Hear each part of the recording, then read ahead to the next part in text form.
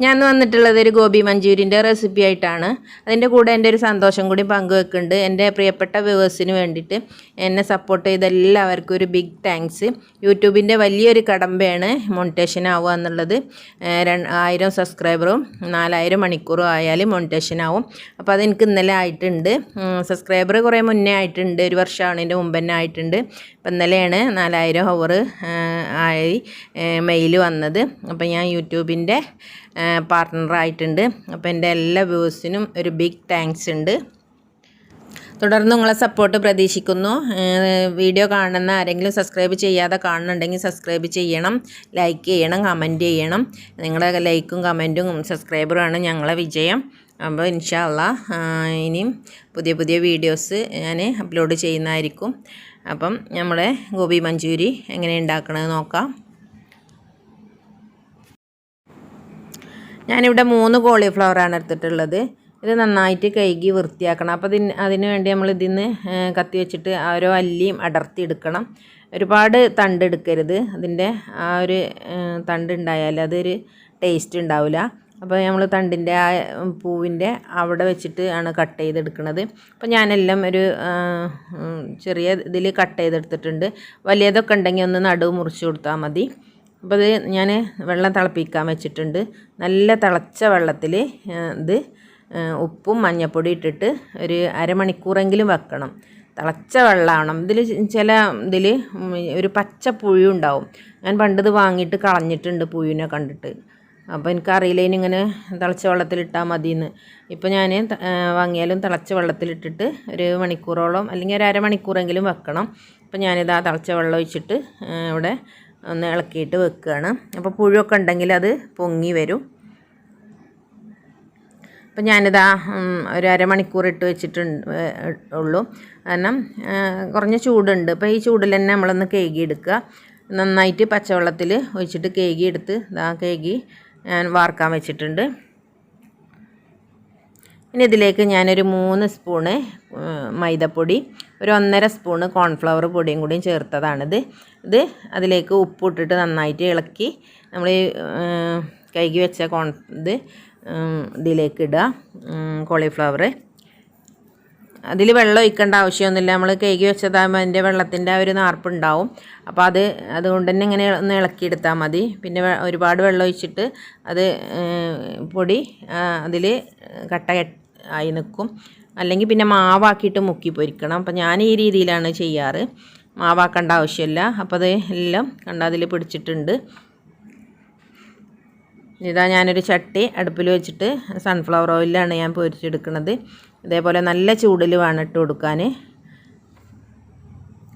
അപ്പോൾ ഇതാ ഞാൻ കുറച്ചായിട്ടാണ് എണ്ണയൊക്കെ ഇട്ടിട്ട് കുറച്ച് സമയം കഴിഞ്ഞിട്ടൊന്ന് ഇളക്കി കൊടുത്താൽ മതി. ഒരു ഭാഗം ഇങ്ങനെ ആയിട്ട് സ്പൂൺ വെച്ചിട്ടൊന്ന് ഇളക്കി കൊടുത്താൽ മതി. അപ്പോൾ ഇതാ നമ്മുടെ കോളിഫ്ലവർ ഇവിടെ പൊരിഞ്ഞ് വന്നിട്ടുണ്ട്. അപ്പം മുരുമുരേനെ പൊരിഞ്ഞിട്ടുണ്ട്. എല്ലാ കോളിഫ്ലവറും ഈ രീതിയിൽ പൊരിച്ച് കോരണം. ഈ പൊരിച്ച് കോരുമ്പോൾ തന്നെ ഞാൻ ഇതിനുള്ള മസാല റെഡിയാക്കുന്നുണ്ട്. അതിന് വേണ്ടി ഞാനൊരു 3 സവാള കട്ട് ചെയ്ത് വെച്ചിട്ടുണ്ട്. ഈ രീതിയിലാണ് ഞാൻ കട്ട് ചെയ്ത് വെച്ചിട്ടുള്ളത്.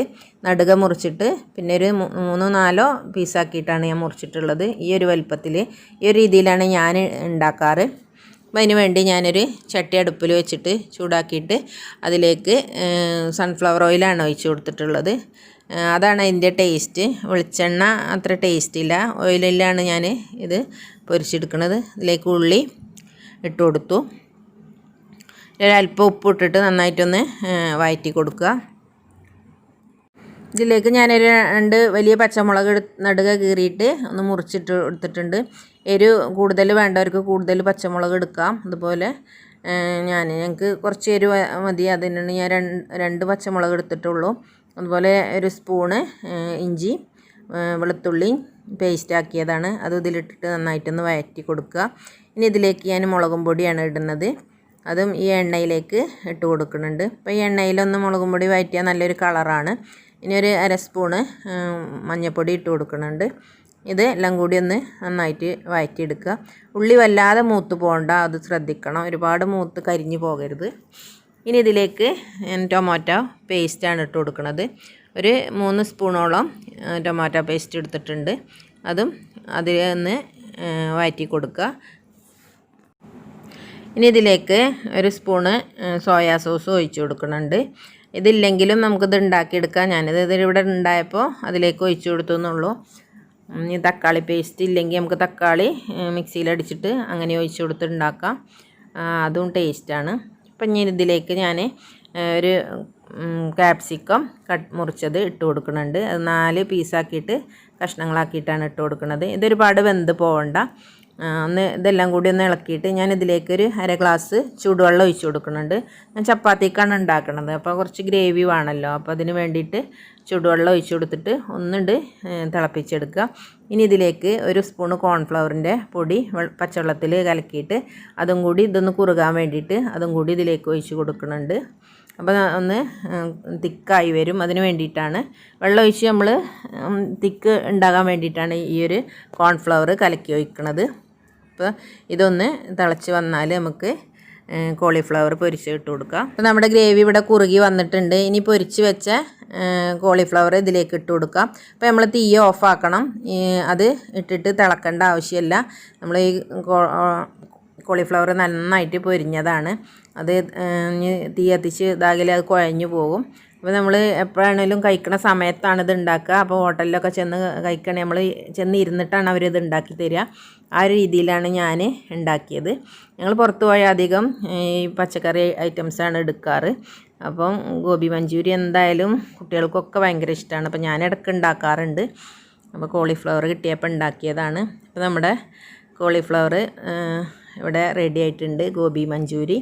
അതിൻ്റെ കൂടെ മുകളിൽ കുറച്ച് മല്ലിച്ചപ്പ് ഞാൻ ഒന്ന് തൂവി കൊടുത്തിട്ടുണ്ട്. അപ്പോൾ ഇതാ ഇങ്ങനെയാണ് ഞാൻ ഉണ്ടാക്കണ ഗോബി മഞ്ചൂരി. അപ്പോൾ എല്ലാവരും ഒന്ന് ഉണ്ടാക്കി നോക്കുക. നല്ല ടേസ്റ്റാണ് ചപ്പാത്തിൻ്റെ കൂടെ അപ്പത്തിൻ്റെ കൂടെയൊക്കെ കഴിക്കാൻ. അപ്പോൾ ഇൻഷാ അല്ലാഹ് അടുത്തൊരു വീഡിയോയുമായി വീണ്ടും കാണാം. Thank you.